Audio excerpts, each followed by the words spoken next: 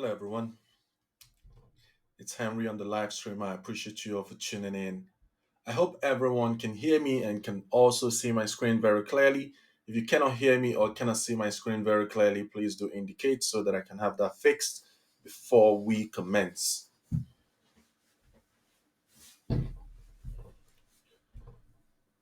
So, today we're going to start with talking about the dollar, and then after that, we will look at other pairs and also look at Bitcoin as well.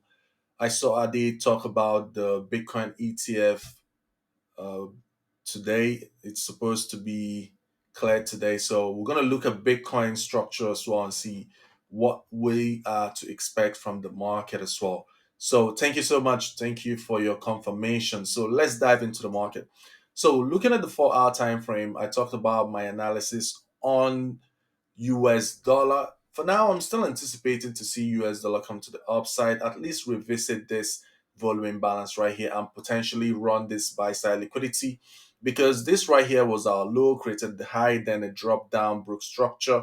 So I'm anticipating to see price at least for the one last time coming to this position. If we're gonna be bearish, if we're going to be bearish on dollar, I would still like it to come into this position before it drop down to run this sell side liquidity. So another thing I want us to look at is to go to the 8 hour time frame. And on the 8 hour time frame, we can see an inefficiency resting right here on 8 hour time frame on the dollar.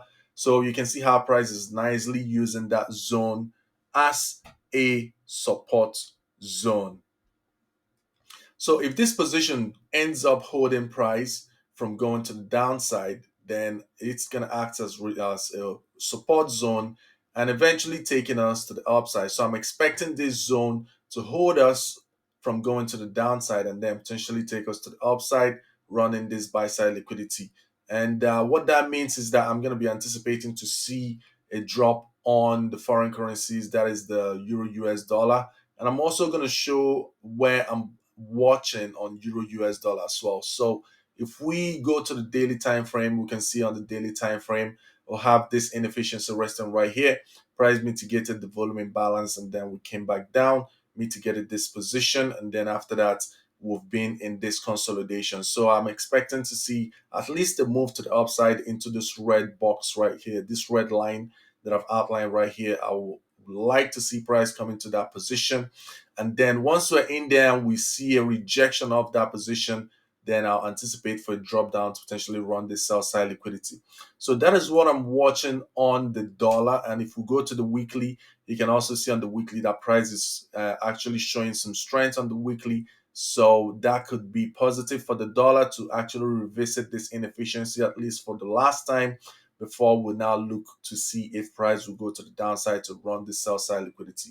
So that being said, we're going to go and look at the foreign currencies. We're going to look at Euro US dollar real quick.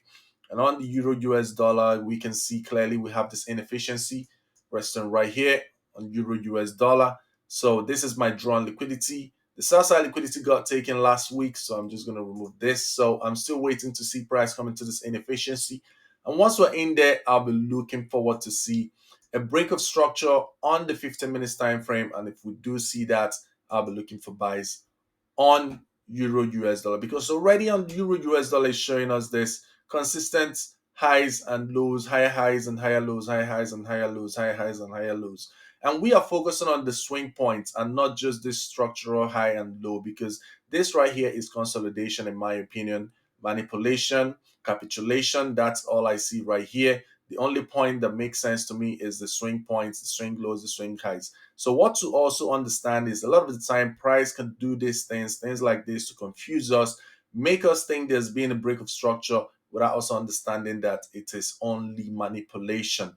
And the same thing happened here. We created this low and high, dropped down, broke this low, closing below it. A lot of traders will be looking for sales from here, which could still potentially give them a trade, but that trade will be they'll just be trading that within this range high and this range low, because anything after this range high and this range low, price potentially take you out and then go towards the opposite direction. So that is why for now I'm not interested in selling Euro US dollar. I'm just going to be on the sidelines until we're in this position And then if I do see a shift in market structure from this position, I'll look for buys to take it to the upside to run this buy side liquidity. So that is the only thing I'm looking forward to see on Euro US dollar and on the GBP US dollar as well.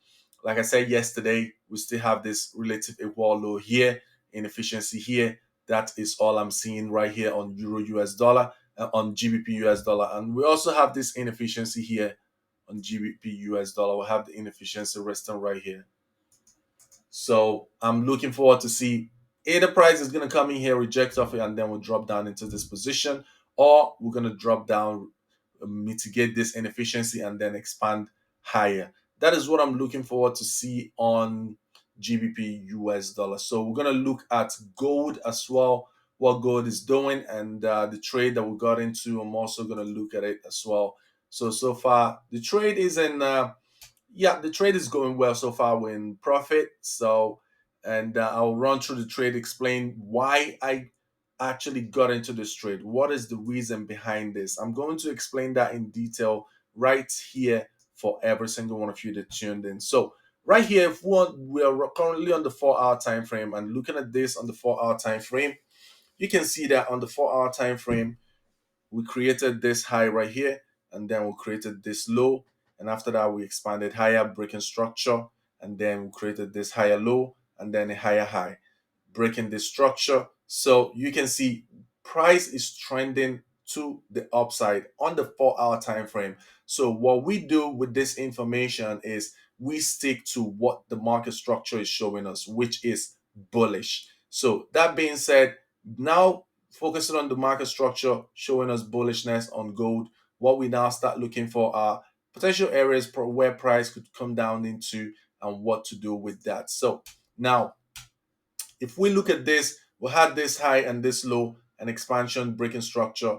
This was the last move to the downside, took liquidity from this position, and then we had an expansion, creating a new high. Now, this zone is my key level where I'm anticipating to see price come back into. And when we came back into that position, all I want to see is a 30-minute shift in market structure from this key level. And now if we go to the 30 minutes time frame to see what the 30 minutes time frame is showing us from that position, you can see it right here. We can see that on the 30 minutes time frame, we had a high, a low, and then a break of structure. So we're anticipating for price to come into this position. So this is my key level, my drawn liquidity that I believe is going to act as a magnet to attract price to the downside. So now that I'm waiting for price to come into this position, what I'll be looking for is potential areas where price is going to reject from and then drop down into this key level. Now, above that key level, what do I see? I see liquidity resting right here above the key level. And now also I see this relative equal lows resting right here. So anything I'm looking for is going to be for a sell to run this liquidity resting right here. That is all I'm looking for. So now that being said, you can see price came to the upside. We mitigated this inefficiency right here. And after we mitigated it, all I would like to see from this position will be a 15-minute shift of market structure. We'll go to 15 minutes. Right here is a 15 minutes low, 15 minutes high, drop down, break of structure. I want price to come back into inefficiency mitigation. If I wanted to sell it, this would have been the first perfect place to sell from, get into the first entry, and after that this would have been a second entry because this position, this was the last move to the upside, took liquidity, then dropped down. So price came right back into that position, dropped down, leaving this inefficiency here. As you can see, we came back into that inefficiency, tapped it. This would have been a second entry into the market, continuation. Now we go back to the 4 hour time frame. Now, going back to the 4 hour time frame, we can see that right here we had this last impulsive move to the upside before this drop down. Now we have an inefficiency here, inefficiency here. Now we were anticipating to see price come into this inefficiency. After the mitigation, all I want to see from here, this range low, this range high, all I want to see from that zone is going to be a 15-minute shift of market structure between this red zone, this red zone. That is my range high and my range low. So we'll go to the 15 minutes time frame. As you can see, we'll have a low, a high, drop down, break of structure. After the break, all do I look at? I'm looking at the last impulsive move to the upside before they drop the broke structure. This right here is my key level. Once price comes into this position, I'm looking for a 5-minute shift to market structure. Once I see a 5 minute shift in market structure, once price taps into this zone, I'll be looking for sells. So now you can see clearly how price came into that position right here, tapped into it, and then broke structure. So let's go to the 5 minute time frame to see what it looks like. Right here, the moment we tapped into it, we created this low, created this high, and then we drop down, breaking structure. This was the last impulsive move to the upside before it dropped down the broke structure. So above this high right here is going to be my entry because I will anticipate to see price run liquidity before a continuation to the downside. So right here you can see my entry position.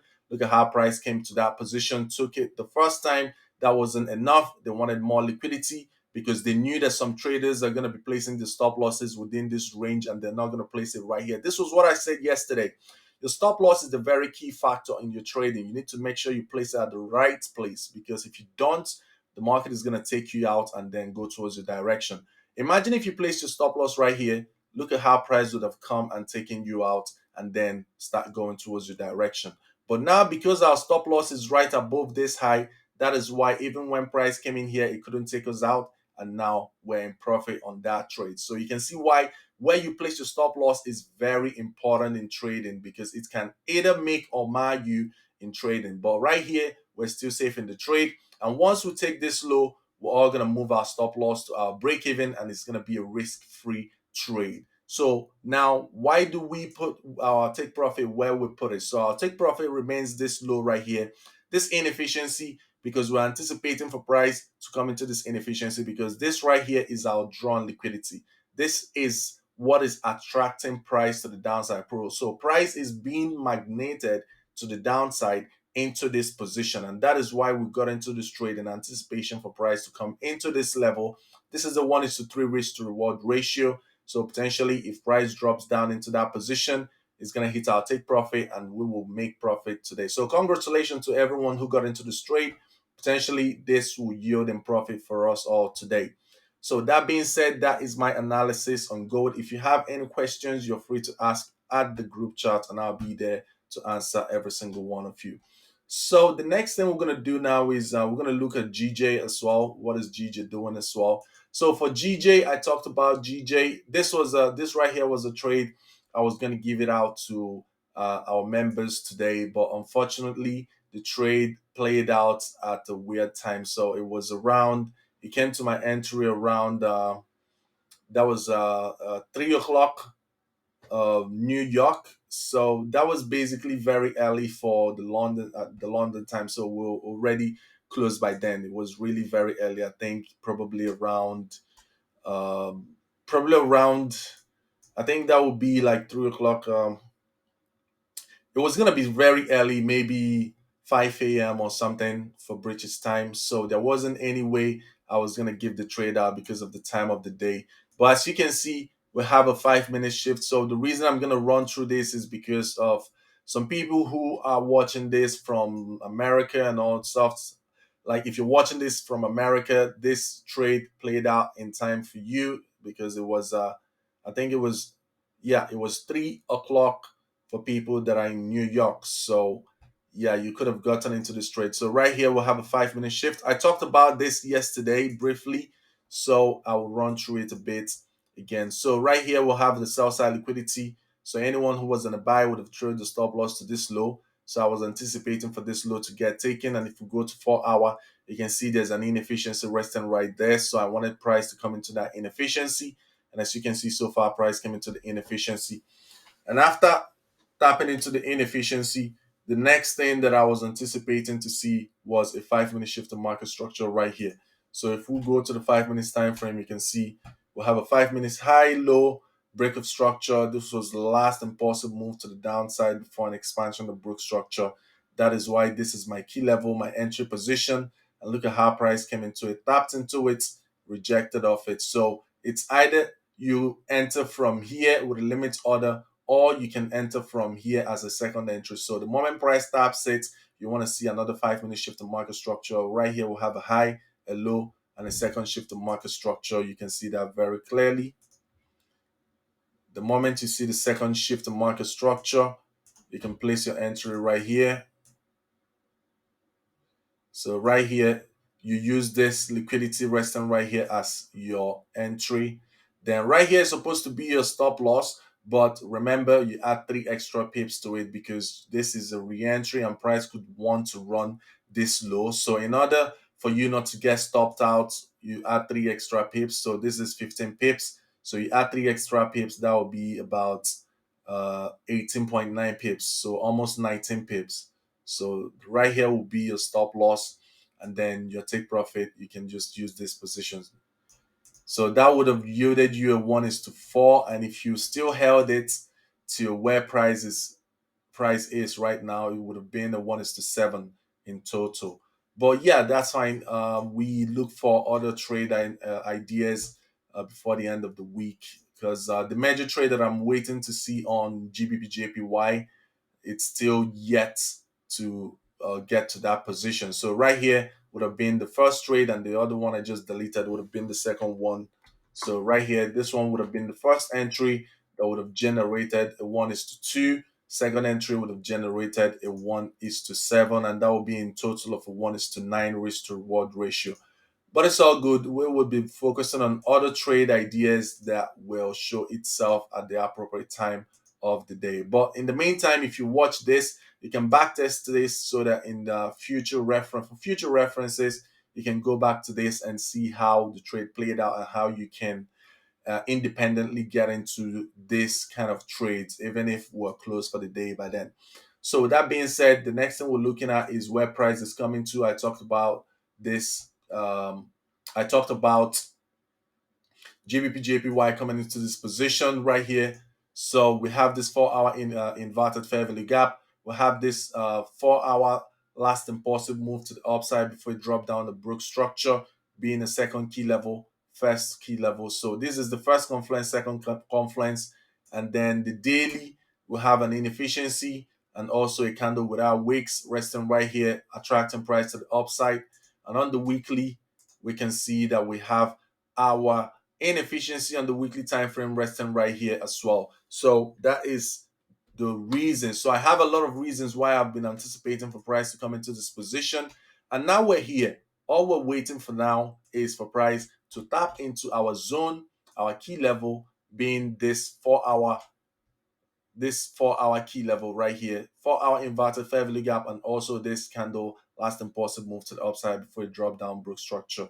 So once we're in there, all we'll be looking forward to see is going to be a 15-minute shift to market structure. Once we see a 15-minute shift to market structure in this zone, this is all we're looking forward to see. So in case if this plays out at a weird timing and we've closed for the day, you can just watch it by yourself and see if you can get an entry. So if you see something like this, price creates a low and a high and then a break of structure, all you want to see after that would be a retest, you get in, and then a continuation to the downside. So if you don't see this, then there's no trade. But if you do see this, then you can then enter. You can look for entry positions and enter with what we've talked about. If you've watched my Model 1 to Model 4, I also talked about my entry positions, how I get into the market and how I get out. And if you watch those models, you will see how to do that independently. So in case if we're not tuned in by then, you can also get into such trades with the knowledge you get from that model. So from model 1 to model 4 is going to give you all the knowledge you need for trading my concept. And if you still need more videos for me to explain more things, you can always drop it in the chat and you can say whether Henry will want you to drop more videos on this and that, explaining this. I want you to throw more light on this or whatever you don't understand. So we can also drop more videos and put all there for you to watch in the new resources, because all we want to do right here is to make sure you have the right knowledge to trade this financial market independently. We just don't want to give you the fish. We also want you to learn how to fish by yourself, independently trading this market, making money. The money is yours. Nobody's taking it from you. And the good thing with learning a skill is when you learn a skill, no one can take it from you. You can't, the government cannot take it from you, from taxes. Nobody can take it from you. It's all yours to keep forever. And it's something you can pass down to your kids and grandkids, teach them this skill for them to independently make money without having to rely on anybody to give them money. They can make money all from their cell phone. So that being said, this is what I'm watching on GBPJPY. Before I run out of time, I'm gonna rush and look at Bitcoin before I run out of time, because I promised you we're going to look at Bitcoin. So let's dive in on Bitcoin. So looking at Bitcoin, so let's look at Bitcoin. Now, I'm going to wipe my chart and we're going to talk about Bitcoin. So let's go to the 12-month time frame on Bitcoin and see what price is doing. So on Bitcoin 12-month time frame, we can see that price has been in a consistent uptrend, right? Now, and right here, we have an inefficiency resting right here. And as you can see how nicely price came into that inefficiency. Next thing we do, we go to the 6-month time frame to see what price is doing. And on the 6-month time frame, we also have this inefficiency resting right here, and price came into it nicely, rejected of that position. Then we go to 3-month time frame, see what the market is doing. And on the 3-month time frame, all we see right here is this 3-month inefficiency, and price came into it nicely, rejected off it. Now we go to the monthly time frame. Now you can see that this key level is a very high probability key level, and that is why price came into this key level very nicely and then expanded to the upside. Now, where is my next drawn liquidity going to be? Right here. This right here is my next drawn liquidity where I'm anticipating to see Bitcoin come into. I want Bitcoin to come into this position at 48,000. So I want Bitcoin to come into this position at 48,000. Once we're in this position, this is a make or break kind of position. So the moment we're in here, all I want to see here is either this position, we're going to slam through this position and use it as support, creating a new all-time high, or this position is going to act as a catalyst that will send us to the downside. Does that make sense? This is the very key level that we all need to be cautious of. This is a make or break position. And if Bitcoin comes to 48,000 and it slams through 48,000 going to 53,000, closing above 53,000, then that means I'm bullish on Bitcoin and I'll be anticipating to see Bitcoin create a new all-time high. But in the case that if Bitcoin rejects off 48,000, then that could be a catastrophic move to the downside, because we still have this inefficiency right here, this inefficiency right here, and this one right here. So price could mitigate this position and then we see a rejection that could take us down to these levels. And take note, on the monthly, we have this inefficiency resting right here. So we're also going to pay attention to that, because we're not saying the price is going to come there, but it's something to put into perspective. Because if we reject off this position and start breaking swing lows, like for example, right here we have this swing low right here. This is our daily swing low. I'll mark that out. So right here, we'll have this daily swing low right here. If for any reason price comes to the downside, rejects of that key level, if for any reason we reject of this key level and break this low right here at 24,000, if we for any reason reject of this position and break here, that will be a confirmed shift in market structure that could send Bitcoin to catastrophic levels. But I'm not anticipating for that to happen. I still remain bullish on Bitcoin. And the only thing I'm looking forward to see is what price is going to do when it comes to this $48,000 zone. You can see the inefficiency present. So if you watch my models from model 1 to model 4, you'll see that I also explained a lot of these things. And if you use the Fibonacci to measure from this high to this low, which I also talked about in my models, I think I talked about in model 1 and 2, using Fibonacci, you'll see that we're already at premium, right? So if I wanted to buy Bitcoin, I would have bought it at discount. If I wanted to sell it, I'll be looking forward to taking profit or selling it at premium. So right now we're in premium zone on Bitcoin. As you can see, we have an inefficiency resting at premium. So this could be a potential area where we could either see a rejection or a retracement or whatever could happen from this position. So I'll be watching it. And if you have any questions about Bitcoin or any crypto you want me to look at, you can also throw it in the chat and I'll be there to answer. So I appreciate you all for tuning in today. You all are amazing. Thank you for being a part of my World Club. And until next time, talk to you all. Have a nice day, everyone.